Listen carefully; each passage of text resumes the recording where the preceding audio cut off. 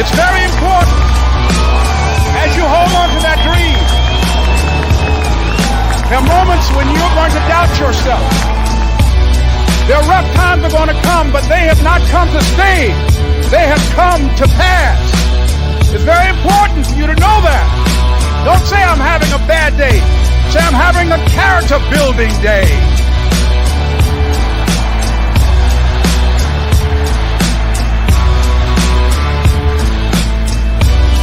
It's very important for you to believe that you are the one to make this happen. I remember this high school teacher, Mr. Leroy Washington, at the end of school one June, just a few days before we were supposed to leave, and I just got my report card, and it indicated that I'd failed history, and I'd failed English, and I would have to go to summer school. And I was feeling within myself that I was a failure, that I'm sure that most people in getting paperwork, and I was feeling down on myself and very negative. And Mr. Washington was giving a speech to the graduating seniors, and I was in 11th grade. Even though I wasn't supposed to be in there, I went in there because the speech he was giving, that speech was for me. And as he talked, my heart began to beat fast.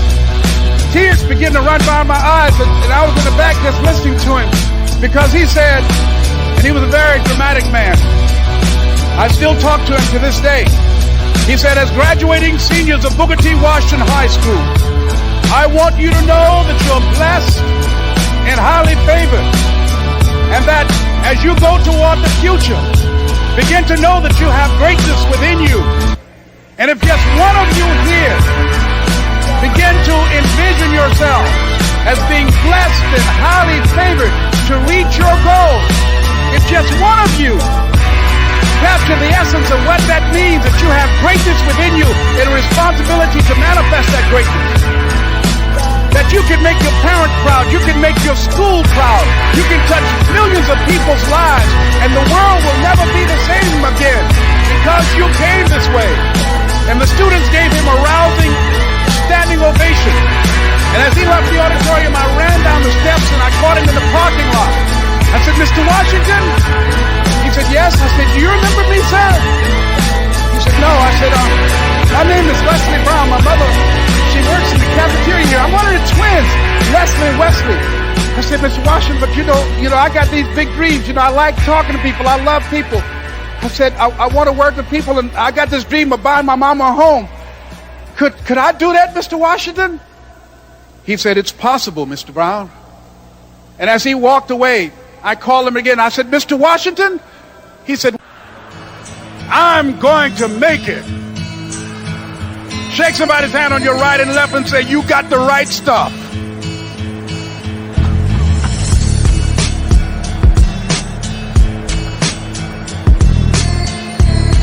So yes, it's possible for you to live your dream. It's necessary that you associate with winners, that you work your system, that you are relentless, that you never give up. It's you. You've got to take personal responsibility. You've got to make it your personal business to make it happen. And you've got to resolve within yourself that I can do this, that it's hard, but you've got to say, I'm the one. I'm the one to make this happen. I'm the one to become successful in this business. As you work to help other people to become successful, that feeds your success. But you know it's going to be hard, but find out what will make it worth it for you. I told Mr. Washington I wanted to become a disc jockey. Someone asked me to tell this story. And he said, Les Brown, he said, if you want to do anything worthwhile in life, you've got to be hungry. And so I started working to develop myself. He said, I want you to practice every day being a disc jockey. I said, but I don't have any job now. He said, it doesn't matter. He said that it's better to be prepared for an opportunity and not have one than to have an opportunity and not be prepared. So every day I was working to develop myself. And that's what you must do. And as I was working to develop myself, I applied for a job as a disc jockey, WMB, on Miami Beach. I went to a guy named Milton Butterball. I said, how you doing, Mr. Butterball? I'd like to get a job as a disc jockey. He looked at me, he said, do you have any broadcast background? I said, no, sir, I don't. Do you have any journalism background? I said, no, sir, I don't. He said, we don't have any jobs available. I said, yes, sir. I went back to Mr. Washington and I told him, he said, don't take it personally. He said, most people are so negative, they will have to say no 7 times before they say yes. He said, go back again. So I went back again. I said, how you doing, Mr. Butterball? My name is Les Brown. He said, I know what your name is. What do you want? I said, I'd like to know whether or not you have any jobs at disc jockey, sir. He said, didn't I just tell you yesterday we didn't have any jobs? I said, yes, sir, but I know whether or not somebody got laid off or somebody was fired, sir. He said, no one was laid off or fired. Now get on out of here. I came back the next day. Hello, Mr. Butterball. How are you? He said, fine. What do you want now? I said, I'd like to know whether or not you got any jobs, sir.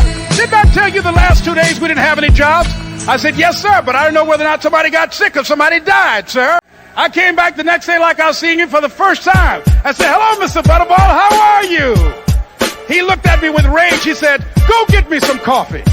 I said, yes, sir.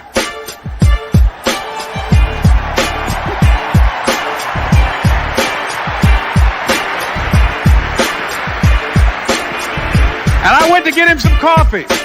After a while, I would give them lunch and dinner, and I would go in the control rooms and take the disc jockeys their food, and I would not leave until they would ask me to leave. Then they started trusting me to pick up entertainers that came to town. Entertainers like the Four Tops and the Temptations and Donna Ross and the Supremes. I would drive them all over Miami Beach in the disc jockeys' big long Cadillacs. I didn't have any driver's license, but I was driving like I had some. And one day, one Saturday afternoon, while I was at the radio station, a guy named Rock was drinking while he was on the air. I was the only one there, looking at him through the control room windows, walking back and forth, young, ready, and hungry.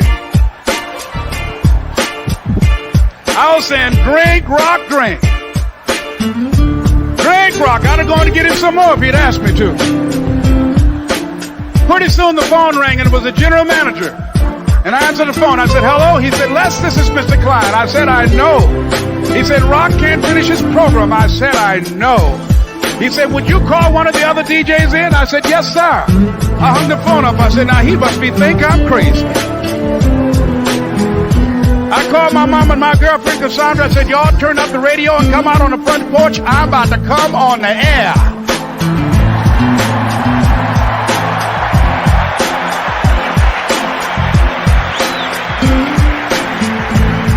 I waited for about 20 minutes, and I called him back. I said, Mr. Klein, I can't find nobody. He said, young boy, do you know how to work the controls? I said, yes, sir. He said, go in there and don't say nothing here. I said, yes, sir. I can't.